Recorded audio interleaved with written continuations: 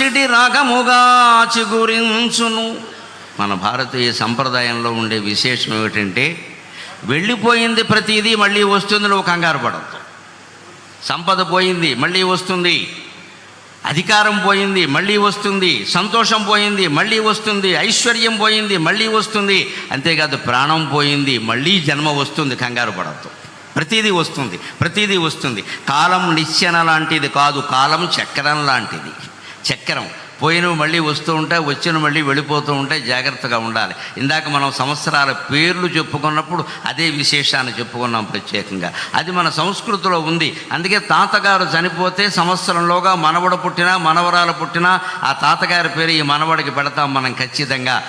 ఆ మామగారు కూడా ఉండి మా పెనిమిటి వాడిని ఎవరు ఏమి అనడానికి వీలు లేదు అంటుంది. అంటే తాతగారు ఎక్కడికి పోలేదు, మళ్ళీ మనవడైన ఇంట్లో పుట్టాడయ్యా అని చెప్పడం. ఇప్పుడు కొత్త కొత్త పేర్లన్నీ పెడుతున్నారు, కానీ పూర్వం అమ్మమ్మ పేరు, తాతయ్య పేరు, మా అమ్మ పేరే పెట్టేవారు. వాళ్ళని కూడా వీళ్ళ ఆశయాలకు అనుగుణంగా దానికి తగ్గట్టుగా పెంచేవారు. అది మన సంస్కృతి. అందుకే శిశిర ఋతువులో రాలిపోయిన ఆకులన్నీ వసంత ఋతువులో మళ్ళీ వస్తున్నాయి. పోయిన చైత్రమాసం మళ్ళీ వచ్చింది, పోయిన శుక్లపక్షం మళ్ళీ వచ్చింది, పోయిన పున్నమి మళ్ళీ వచ్చింది, పోయిన తిథులన్నీ మళ్ళీ వస్తున్నాయి, పోయిన నక్షత్రాలన్నీ మళ్ళీ వస్తున్నాయి. నీకు పోయింది అనుకుంటున్న సంతోషం కూడా మళ్ళీ వస్తుంది ఖచ్చితంగా. ఈ ఆశావాదమే ఉగాది, ఆశావాదమే ఉగాది. రాలిన ఆకు మేల్ బసిడి రాగముగా చిగురించు, ఎండుదై వ్రాలిన మ్రోడు జీవరశరమ్య శిరస్సున పైకి లేచు. ఎండుదై వ్రాలిన మ్రోడు జీవరశరమ్య శిరస్సున పైకి లేచు. పాల్మాలిన లోకమందు అవమానము కండు ఘటిల్లెనంచు, గగ్గోలుగా నేర్చెదేలా. పాల్మాలిన లోకమందు అవమానము కండు ఘటిల్లెనంచు, గగ్గోలుగా నేర్చెదేలా. నవకోరక రాగము, నవకోరక రాగము కోకిలమ్మయే హేలగ పాడుచున్నది. నవకోరక రాగము కోకిలమ్మయే హేలగ పాడుచున్నది. ప్రహేళికలన్ పగిలింపరమ్మికన్, ప్రహేళికలన్ పగిలింపరమ్మికన్. ఒక కుటుంబాన్ని నడిపేటువంటి మనకే పజిల్స్, ప్రహేళికల్ లాంటి సమస్యలు ఉంటాయి. ఒక రాష్ట్రాన్ని నడుపుతున్న వ్యక్తికి ఎన్నుంటాయో నాకు తెలుసు, నాకేమీ తెలియని విషయం కాదు. ప్రహేళికలు అన్నీ పజిల్స్. ఆర్థికమైనవి, మానసికమైనవి, శారీరకమైనవి, పార్టీ పరంగా ఉండేవి, ప్రభుత్వ పరంగా ఉండేవి, ప్రజల పరంగా ఉండేవి, అనేక రకాలు ఉంటాయి. వాటిని ఛేదించడానికి ఉపాయం ఏమిటంటే, రాలిన ఆకు మేల్ పసిడి రాగముగా చిగురించు. చెట్టు కింద రాలిపోయిన ఆకు, రాలిపోయిన 15 రోజులకు చూడు మళ్ళీ పైన చిగురాకు రూపంలో కనిపించింది ఖచ్చితంగా. అలాగే అన్నింటికీ ఆశాదీపం ఉంటుంది ఖచ్చితంగా, వెలుగుతూ ఉంటుంది. మనం దాన్ని అందుకోగలగాలి. ఎండుదై వ్రాలిన మ్రోడు జీవరసరమ్య శిరస్సున పైకి లేచు. మొదలు కూడా మిగలకుండా కొన్ని చెట్లు ఖండించేస్తారు మానవత్వం లేకుండా. కానీ ఆ చెట్టుకి ఎంత పట్టుదల ఉందంటే, నన్ను నువ్వు మొదలంటా ఖండించినా నేను మళ్ళీ చిగురు వేస్తా అని నెల తిరగకుండా అది చిగురిస్తోందండి.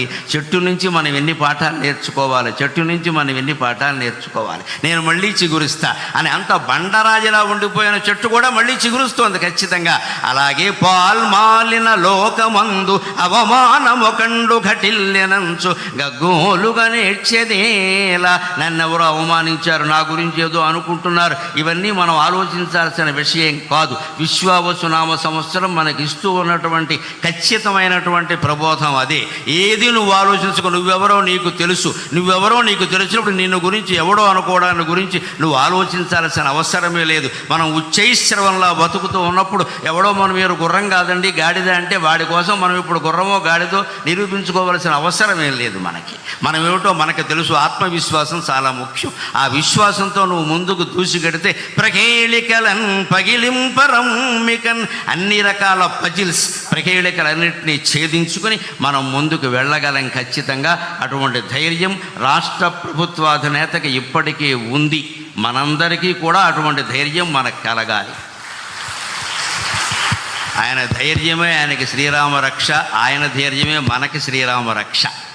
అందుకని వచ్చే సంవత్సరం విశ్వావసునామ సంవత్సరం ఆంధ్రప్రదేశ్ ప్రభుత్వానికి బాగా అవసరం కాబట్టి నిజంగానే విశ్వావసు అంటే అన్ని రకాల బంగారము లోహాలు అన్నీ ఆంధ్రప్రదేశ్లోనే లభ్యమై భగవంతుడి దయ వల్ల అన్ని రుణాలు తీరిపోయి వారు ఆశించినట్టే స్వర్ణాంధ్రప్రదేశ్గా రూపొందుతుంది అని స్వర్ణ భారత్ ట్రస్ట్ సాక్షిగా మనం భగవంతుని ప్రార్థన చేద్దాం.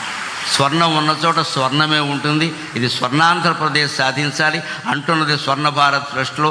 నాకు నిన్న ఈ ట్రస్ట్ గురించి కూడా ఒక్క వార్త నిన్ననే పేపర్లో చూసి ట్రస్టు అధిపతులకి నేను నమస్కారం చేసుకున్నా. 14 ఏళ్ల క్రితం బొంబాయిలో తప్పిపోయినటువంటి ఒక కుర్రాన్ని ఈ ట్రస్టు వారు చేరతీసి 14 ఏళ్ల పాటు విద్యాబుద్ధులు చెప్పించి వాళ్ళకి జీవితానికి అవసరమైన వృత్తులన్నీ నేర్పి మళ్ళీ బొంబాయి తీసుకెళ్ళి ఎక్కడ పనిచేశాడో అక్కడి నుంచి వాళ్ళ తల్లిదండ్రుల వివరాలన్నీ తెలుసుకుని వాళ్ళని పిలిపించి వాళ్ళకి మొత్తం మీద ఆ అబ్బాయిని అప్పగించారండి. నిన్న పేపర్లో చూశాను. అందుకని మా అమ్మాయి ఇలాంటిదైనా దీప గారిని నేను ఆశీర్వదిస్తూ ఉన్నాను. నిజంగా ఇంత ట్రస్టు నడుపుతూ ఇంతటి మంచి కార్యక్రమాలు చేస్తూ నేను చూసి ఈ ట్రస్టు ఇంత గొప్పదా, దీనిగా నేను వెళ్ళబోతున్నదని నేను చాలా సంతోషించాను. నిజంగా దీన్ని ఆదర్శంగా తీసుకుని మనం స్వర్ణాంధ్రప్రదేశ్ నిర్మాణానికి ఎంత చేయాలో అంతా చేద్దాం. ప్రభుత్వానికి పూర్తిగా సహకరిద్దాం అన్ని విధాల. ముందు ఒక్క విజ్ఞప్తి, ప్రభుత్వానికి కట్టవలసిన పన్నులన్నీ రూపాయి ఎగ్గొట్టకుండా కట్టేద్దాం. అది చాలు, ఇంకేమవుతారు. అది ఒక్క పని మనం చేసి మళ్ళీ ఏమండి నాకు అవకాశం ఊరికే గోక్కుండా మనం మొత్తం అన్నీ కట్టేస్తే అన్ని ప్రభుత్వాలు బాగానే నడిస్తే. పూర్వం నుంచి ప్రభుత్వాలు పన్నుల మీద ఆధారపడి నడిచే. అందుకని అవన్నీ మనం సక్రమంగా ఏదీ లోటు చేయకుండా కట్టేస్తే అన్నీ బాగుంటాయి. అటువంటి చిత్తశుద్ధి నిజాయితీతో జీవించడానికి, సత్యానికి ధర్మానికి కట్టుబడి ఉండడానికి నా ఈ ప్రవచనం ఏమాత్రం ఉపయోగపడినా నేను ధన్యుణ్ణి. నాకు ఈ 4 మాటలు నేర్పిన మా అమ్మ ధన్యురాలు. స్వస్తి. చాలా చాలా సంతోషం. గరికపాటి నరసింహారావు గారికి స్వర్ణ భారత్ ట్రస్ట్ తరఫున కృతజ్ఞత తెలుసాను. చాలా చక్కగా చేశారు. ఇప్పుడు పెద్దలు వచ్చిన తర్వాత మీకు సన్మానం చేసిన తర్వాత వెళ్తారు. ఇప్పుడు ఈ కార్యక్రమానికి ముఖ్య అతిథిగా ఇచ్చిన మనందరి ప్రియతమ ముఖ్యమంత్రి నారా చంద్రబాబు నాయుడు గారిని వేదిక మీదకి రావాల్సిందిగా కోరుతున్నాను.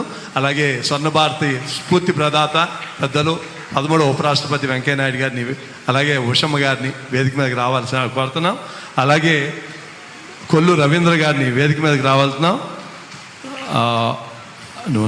అలాగే ఎంపీ బాలశౌరి గారిని వేదిక మీదకి రావాల్సిందిగా కోరుతున్నాం. ఎమ్మెల్యే గన్నవరం యార్లగడ్డ వెంకట్రావు గారిని, అలాగే విజయవాడ వెస్ట్ ఎమ్మెల్యే యలమంచిలి సత్యనారాయణ చౌదరి గారు, సుజనా చౌదరి గారిని వేదిక మీదకి రావాల్సినాం. అలాగే మండవ ప్రభాకర్ రావు ప్రెసిడెంట్ స్వర్ణ భారత్ ట్రస్ట్, అలాగే మైనేని రాజయ్య గారు ట్రస్టీ, అలాగే అట్లూరి అశోక్ గారు ట్రస్టీ, అలాగే చుక్కపల్లి ప్రసాద్ గారు సెక్రటరీ స్వర్ణ భారత్ ట్రస్ట్ విజయవాడ చాప్టర్, అలాగే పరదేశ్ గారు, అందరూ వేదిక మీదకి రావాల్సిందిగా కోరుతున్నాం.